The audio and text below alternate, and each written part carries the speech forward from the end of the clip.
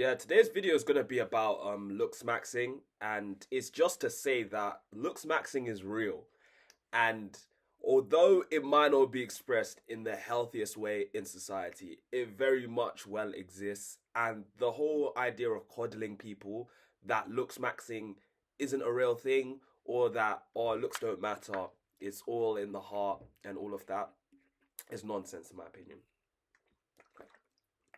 So whilst I'd say obviously your personality matters and all of these other things such as like how you talk and interact with people. We shouldn't fool ourselves into thinking that looks aren't what matters the most, at least on like a first person perceival level. And it's not even just for your interpersonal relationships or getting to know people. It's also jobs as well. uh, you'd be surprised to know that the more attractive and taller you are as a guy, the more likely gonna get employed. And it's not the craziest thing in the world to imagine if you actually think about it for a second, right? If someone asks you a favor to do something that you don't really want to do, let's just say they ask you to, at workplace, can you move these packages from X to Y? Let's say, assume that even if they're your boss or they're not your boss, right? And someone who's conventionally attractive asks you, and someone who's unattractive asks you, it's natural for you as a person to feel with the more attractive one that you're more inclined to want to do it. You might still not want to do it at all, but in terms of your inclination to doing something, you're more likely going to want to do it than if it was an unattractive person that asked you to do that. And this is at a first like perceivable level, right? This is not going into now, do you know the person? Have you spoke to them? Do you get along? Because if you've spoke to them, you get along with someone who's not very conventionally attractive, but you're getting along, everything's amazing. If they ask you for a favor, because you've now got a good personal relationship with them, you probably be more likely to do it. Do you know what I mean? But I'm saying, let's say the levels are exactly the same. You don't know either of them. You're gonna feel more inclined to do it to the attractive person, a more attractive person. Now, where the issue here like stems for me is the way that us as society treat attraction in terms of women and men, right? Women have mechanisms to beautify themselves. They've got makeup. The Getting plastic surgery isn't seen as much of a shock moment for women because it's expected for women to have vanity, to want to look after themselves, look as beautiful as they can. Now, for men on the other hand, men ain't wearing makeup for the most part. They're not wearing makeup. Okay, cool. And if you're getting surgery as a man, it's like you're insecure. You're not comfortable with the way that you look. You don't like the way that you look. You look bad. No. Do you know what I mean? And I feel like Looksmaxxing has come to sort of change that slightly. So the way that Looksmaxxing individuals approach things is like, okay, you hit the gym, get a chiseled jawline, get a, I don't know, a double jaw surgery to increase your jaw thing, how it comes forward and everything.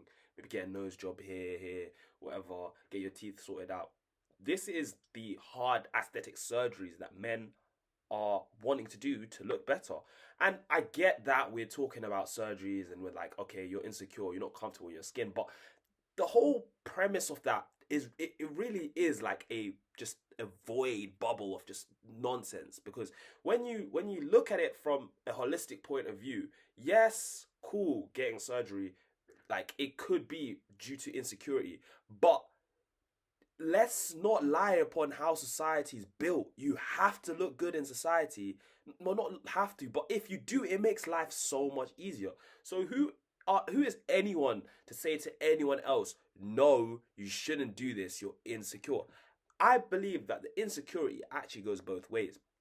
True, it could be true that the person who's getting the surgery is very insecure, but it could also be equally as true that the person who's advocating for the person not to get the surgery is insecure about the fact that if the person got the surgery, they'd look better.